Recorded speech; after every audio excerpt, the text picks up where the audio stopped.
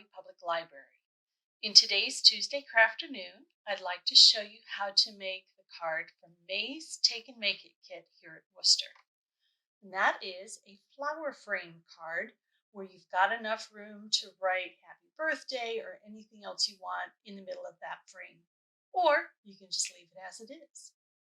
So like with our other card kits, you are going to get 2 pieces of cardstock, 8.5 by 11 cut in half, so the 2 half pieces, which you then fold in half. You will get the pattern that you will need to poke holes into the card for with an awl, and helps to have a piece of scrap cardboard underneath the cardstock so that you're not poking holes into your tabletop. You will also need embroidery floss, and so for this I'm going to have purple for the flowers, yellow for the center of the flowers, green for the leaves, and blue for the frame. You'll need scissors, needle, and some tape because, as always, we do not put knots in the floss. We just tape down the ends to make a smoother finish. Now this will be the May Take and Make kit sometime in the middle of the month. But for now, I'm just going to show you how to do some of the various pieces within it. So let's get started. To start, I'd like to begin with the centers of the flowers. You can see these are really tiny little pieces. You've just got 5 holes, 1 hole at the tip of each of the petals.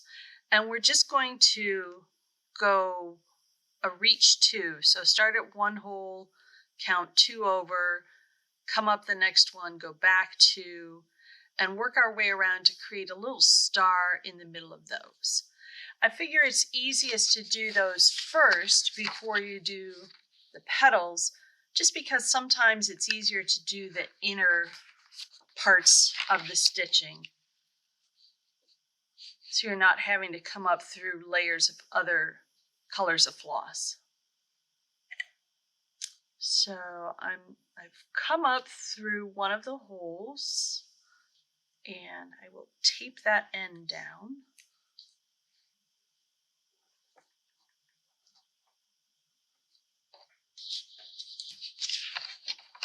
And flip it back over. So I'm going 2 holes forward.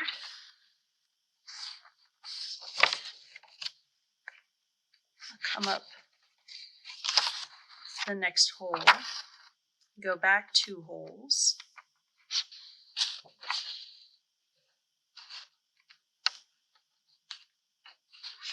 come up the next hole, go forward 2 holes,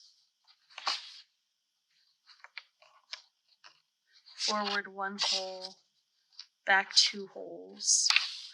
Now, even though I've got all of the holes filled in, I want to finish off the star. Find a hole, there we go, with this last crossover, so that what you have is from every hole there's a stitch going one way and a stitch going the other way, and that way you get a nicely layered little star in the middle. So we'll go ahead and just tape the end off for that one, and I will move on to the flower petals.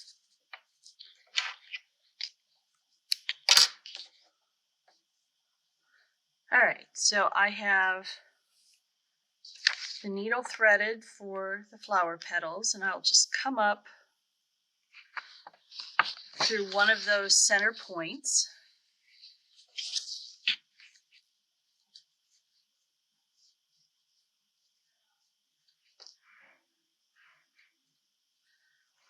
And I'll tape that end down. Now for this, it looks like our reach is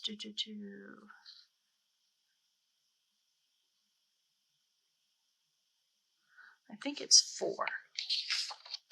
So if I'm starting here at the middle, at this point, I'm going to go out one way and come around until it meets in the middle again. So 1, 2, 3, 4, and take the needle down. and come up the next hole.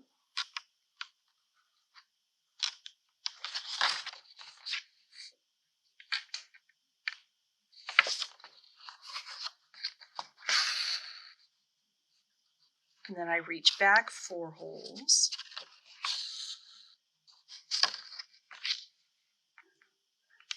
Move forward 1 hole and reach forward. And we'll just do that same reach back and forth all the way around the petal.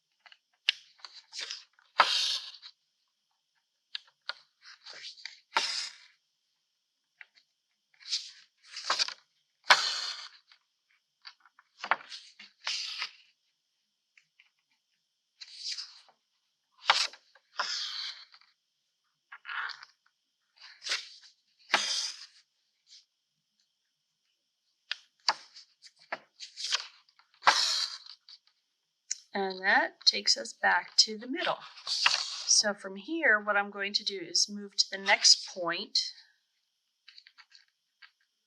If I can find it back here. Okay.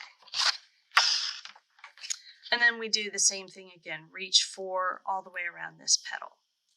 Now I'm going to stop here, do a little bit of this work off camera, and then I'll come back and show you how to do the leaves or these viney things in the green. Next, I want to work on the green vines that come out from these flowers. Again, it's going to be a reach 4, and I like to start on the inside of the little swirls at the end because I figure that's an easier starting point and an easier place for you to see how that reach pattern works out. So I've already started here with this first swirl. Brought my needle up, taped down the end at the back, and here we go. So I'm going to reach 1, 2, 3, 4 holes forward.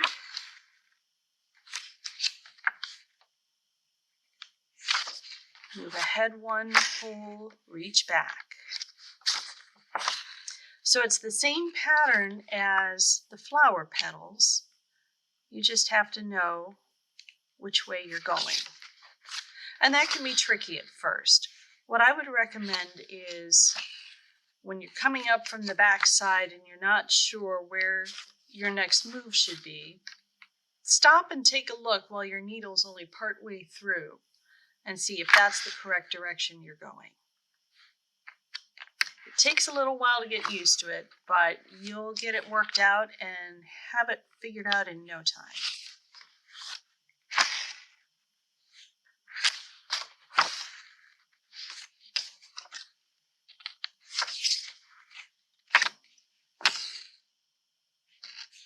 And if you can do it on the center of these swirls where it sometimes makes you feel like you're going in every which way, then you've got it figured out for everything else, I promise you.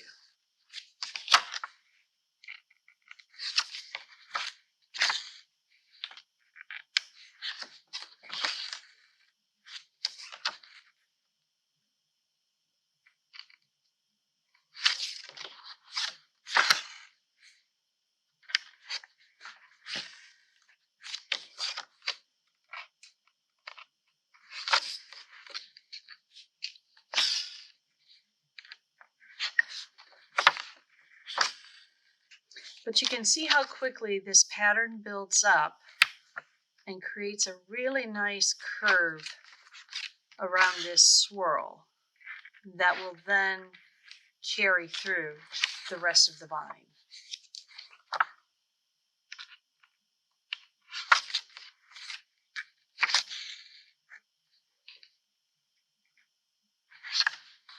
Oops, that's only 3. Let's do 4.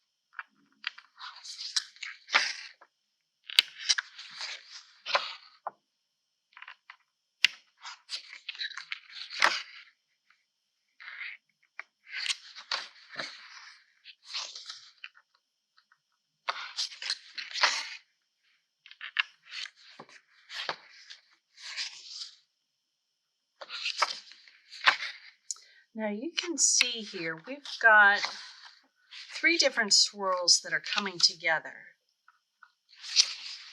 And you want to figure out which one is kind of your main part of the vine,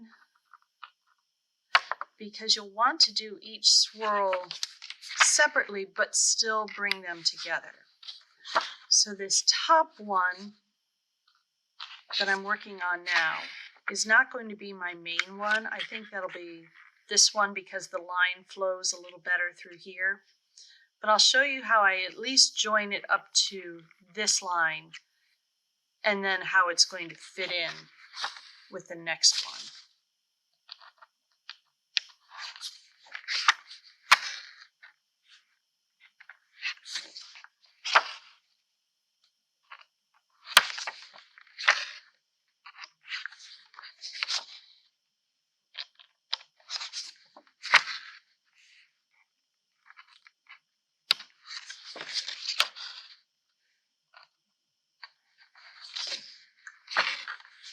Okay, now it looks like this hole is the last part of that swirl, but I'm going to come up on the line for this part of the swirl, and I'm going to do one more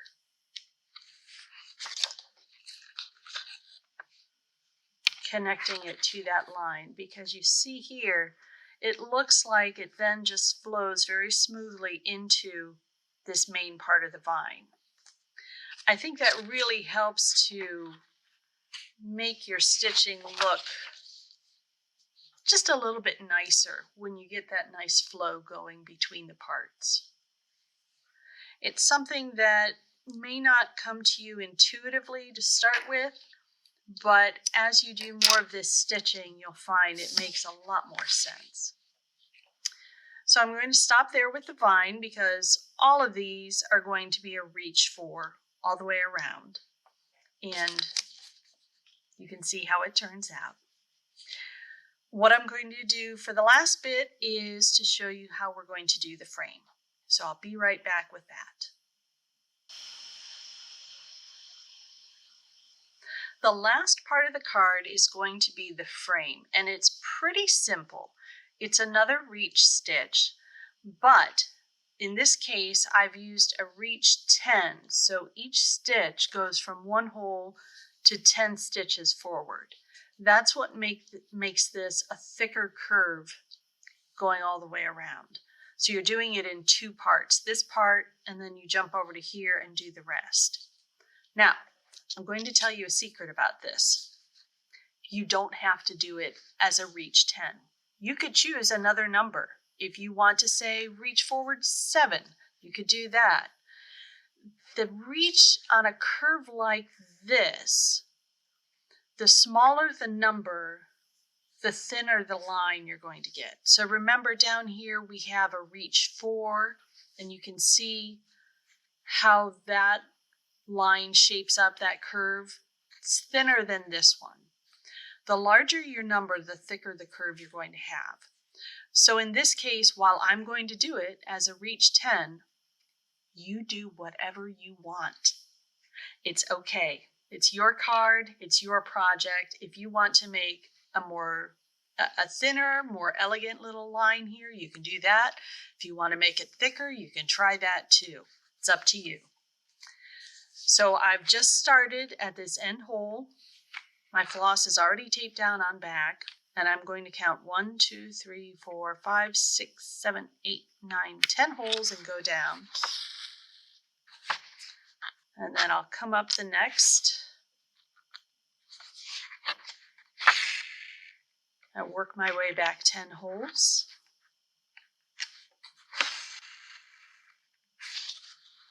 Come up the next.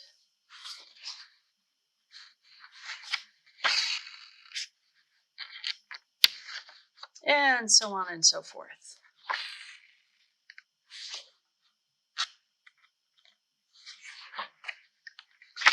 Now, one thing about doing a larger number for a reach on something like this, where you could really choose another number, the higher your number, the more floss you're going to use, because obviously you're using more with each stitch. So if you don't want to use that much, if you don't want something quite as thick, that's totally okay.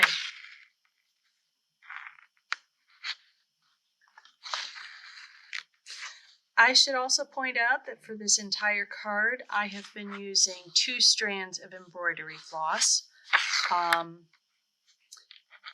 Given how close together so many of these holes are, I wouldn't recommend using 3 strands. But if you want something that's a little more delicate, you could go down to 1 strand.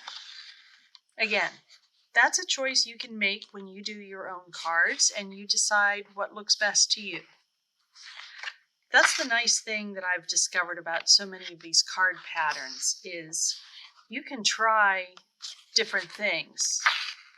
A different number of strands of floss, a different number of reach stitches, just to see how it might turn out. Because you never know, you might find something you like even better than whatever it is I show you. And that's okay. I won't have my feelings hurt if you feel that way, okay?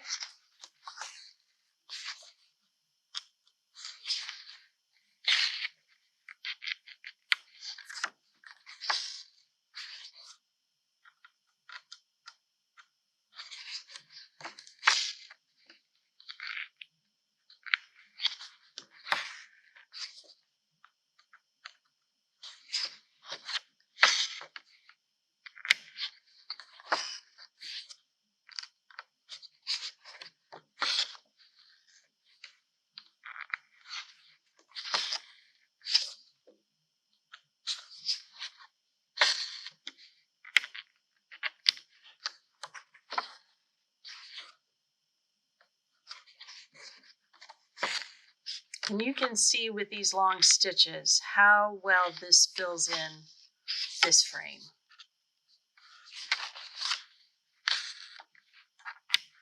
You could try different colors for the frame too. It doesn't have to be blue. Probably want something where the flowers and the vines will pop against it really nicely. You could do brown, just like a regular picture frame, or as you saw over here, I did gray. Just depends on what you have and what you want to do. Okay, I think I'm about to run out before I get to the end. Maybe one more stitch.